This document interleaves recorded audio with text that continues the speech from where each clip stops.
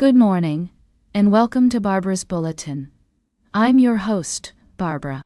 Today we're going to dive into the ongoing conflict between Russia and Ukraine, a story that has been unfolding for over 2 years now.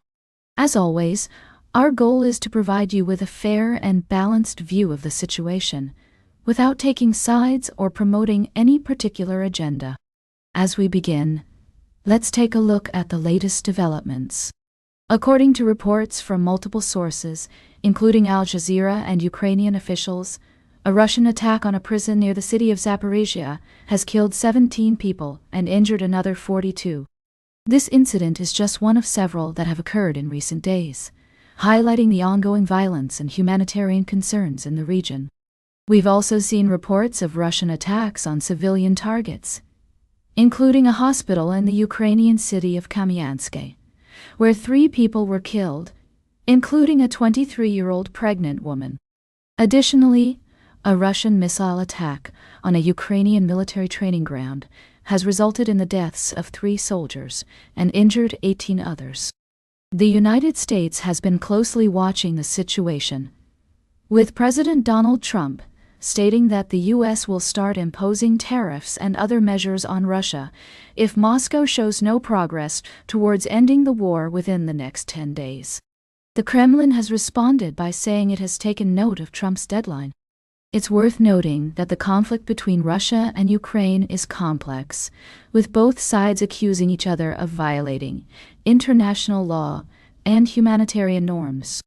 As we continue to follow this story, we'll strive to provide you with a nuanced understanding of the issues at play and the perspectives of all parties involved.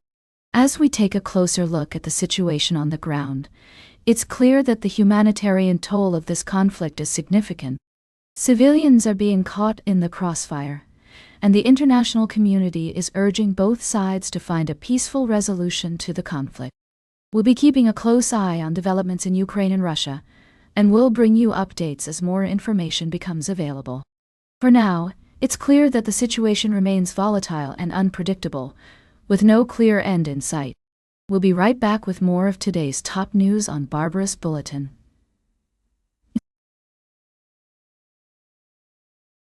Welcome back to Barbara's Bulletin. We're glad you're still with us as we dive into our middle segment, where we explore some of the most pressing and thought-provoking stories of the day. Today we're discussing a case that has raised eyebrows and sparked intense debate in the Australian political sphere.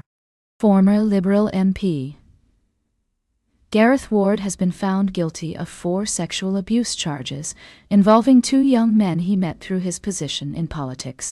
This verdict comes after a highly publicized trial, during which Ward maintained his innocence despite mounting evidence against him. What's particularly striking about this case is that Ward continued to serve as the MP for Kiama, even after being charged with these serious crimes. In fact, he was re-elected in 2023, while the charges were still pending. This has led many to question the standards of accountability and conduct expected of our elected officials. As we examine this story, it's essential to acknowledge that Ward is entitled to the presumption of innocence, a fundamental principle of our justice system. However, now that he has been found guilty, the community is left to grapple with the implications of his actions and the consequences for his constituents. The fact that Ward remains an MP, albeit in jail, has sparked calls for his expulsion from Parliament. Labour and coalition parties have both voiced their support for his removal, citing the seriousness of the offences and the need to maintain public trust in the institution. This case also raises broader questions about the culture and accountability within our political system. As state political editor, Alexandra Smith notes, Parliament is a workplace like no other, where different standards apply to our elected representatives. This sentiment resonates with many who feel that politicians are often held to a lower standard than others in positions of power. As we consider the complexities of this case, it's crucial to approach the topic with nuance and sensitivity. We must balance the need for accountability with the importance of upholding the principles of justice and due process.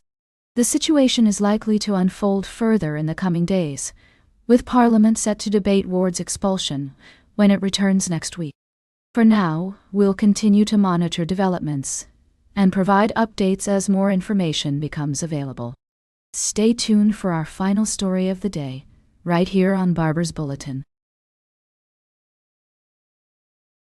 Welcome back to Barbara's Bulletin. We're closing out today's show with a story that's been making waves in the international community. As you may have heard, Italy has summoned the Russian ambassador over a hate speech list that includes several European leaders, including Italian officials. The list was reportedly compiled by a Russian state-run media outlet and has sparked outrage across the continent. Now, I want to give you a balanced view of this story, so let's take a look at what's been happening. According to reports, the list includes individuals who have spoken out against Russia's actions in Ukraine, as well as those who have supported sanctions against the country. The Russian government has denied any involvement in the creation of the list, but many are seeing it as a clear attempt to intimidate and silence critics. Meanwhile, Russia has also been making headlines with its ban on imports of Chinese trucks over alleged safety violations. This move is being seen as a protectionist measure to shield domestic manufacturers, who have been struggling to compete with cheaper Chinese imports. But some analysts are questioning whether this ban will have any real impact on the Russian economy, or if it's just a symbolic gesture. It's also worth noting that Russia's relationships with other countries have been under strain lately, particularly when it comes to trade and diplomacy. The country has been looking to expand its influence in Africa, with recent deals including a nuclear power plant agreement with Niger. But at the same time, its relations with Western nations remain tense, with diplomatic talks between Russia and the US being described as going nowhere fast. As always, we want to encourage our listeners to stay informed and engaged on these complex issues. It's clear that the global landscape is shifting rapidly, and it's up to us to stay ahead of the curve. That's all for today's Barbara's Bulletin. Remember to like, share, and subscribe, and until next time, stay engaged.